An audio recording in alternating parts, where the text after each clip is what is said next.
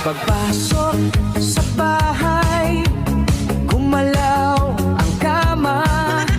Sa dilim ng ilaw ay merong sumisigaw. Ako ay dumiretso, walang pag-alinlangan. Sa bawat galaw, umuunggol ang sigaw. Sa tunog ng bunganga, ako'y napahanga. At ako'y dahan-dahan na sumisilip din. Wala nang salitan, binuksan ko na. Pag-on ko ng ilaw, nakita ko lahat.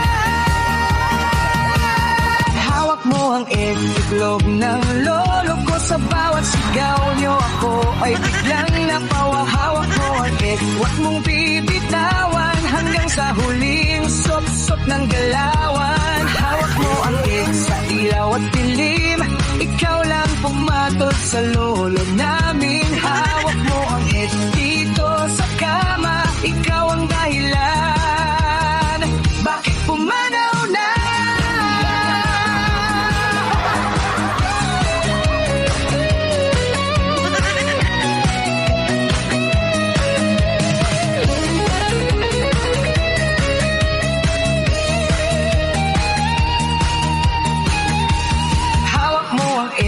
Itlog ng lolo ko, sa bawat sigaw nyo ako ay biglang napawawak mo.